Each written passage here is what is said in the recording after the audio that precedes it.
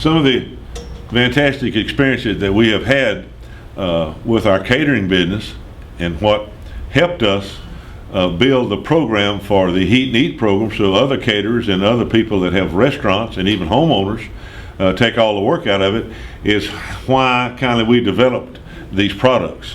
One of the unique jobs I had on several occasions was going up to Bentonville, Arkansas, and working with and serving food for Walmart Incorporation and Sam's, as well as had many occasions to be able to go to Mr. and Ms. Sam Walton's home and do catering for them and their friends. And that was something that was very rewarding for us because they were very gracious people, and they knew that when they called us that they were going to get the best barbecue there was in the land. One occasion, Mr. Walton told me, he says, why don't you just come down in a few months and do our shareholders meeting? And so what we did, we got ready and we fed 13,000. So I've had a good bit of experience in cooking, large catering jobs and preparing food, and I know some of the ways that to cook and prepare and maintain good quality food. So again, all you have to do is just heat it and eat it. And as we moved on, we decided that we might go and enter into a few barbecue contests. A guy was telling me that said, it may look good on your resume if you could win some barbecue contests, said you've got some fantastic products. So we got in the barbecue circuit and we competed. I've always been one to put the barbecue on the line and let the people that know what good barbecue is, let them be the judge. You put it out there and may the best man win. And we were very fortunate. We won several state championships, and then we were very fortunate. We won the Grand Champion and World Championship at Memphis in May, and we won the World Pork Expo at Des Moines, Iowa. And then we went down a few years back to Talladega to the big tailgate barbecue contest they had at Talladega. Several hundred teams were in it, and I got to meet Mario Battelli from the Chew. In fact, he came over to our group and he had heard about our barbecue, and I had one of our Boston butts left over in the pot that we were boiling, and he said, you mean to tell me all you have to do is just boil this product? I said, yes sir, that's all we have to do. Well, he stopped the filming with his crew, and he went over and he got that Boston butt himself and he put it on the table and he opened it up, and the flavor and the moisture and the smell and the aroma came out of that. And he looked at me, he said, that product right there ought to revolutionize backyard barbecues and tailgate parties. And he said, that may be the most succulent piece of barbecue that I've ever eaten in my life. Then he had the filming crew come back and we went through the whole exercise. And fortunately, on several occasions, he's aired that segment on the Chew on TV. And then later on that night, about 11 o'clock, Dana Patrick came by with a bunch of police guards and everybody, and she presented us with a real nice trophy for winning the Talladega barbecue tailgate party that year, and that was a kind of neat thing.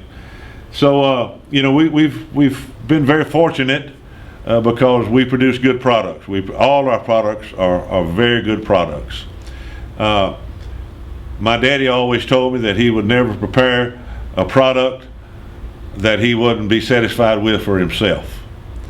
And later on, we had the opportunity that people from the Home Shopping Network called us, and we made the preparations, and we were on the Home Shopping Network, and I was very pleased with the amount of product we sold on the Home Shopping Network.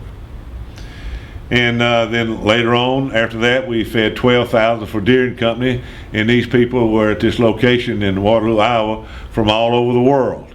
And I was very pleased that how our products were accepted from the various continents and various countries from all over the world. And we've provided food for the NFL, we provided food for the Kentucky Derby, for the Indy 500, and we recently came back from the Westin Hotel in Boston, Massachusetts, where we fed 400 people from 35 different countries.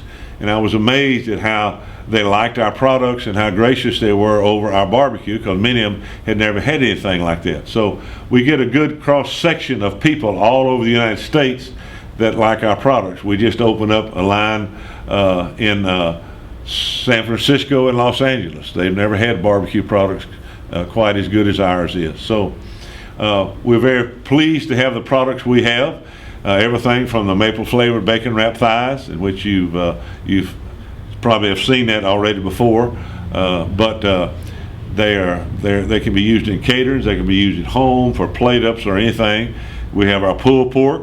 We just simply take our Boston butt, that's a fantastic product, and pull it and make pulled pork. That's how simple it is. We don't add to it. We don't put any junk with it. It's just the real thing. And then we have a leg and thigh quarter, and we have half chicken. We have a pulled pork with sauce. Some people like a product with sauce. And then we have those center cut pork steaks. That's another fantastic product that nobody has like us on the market.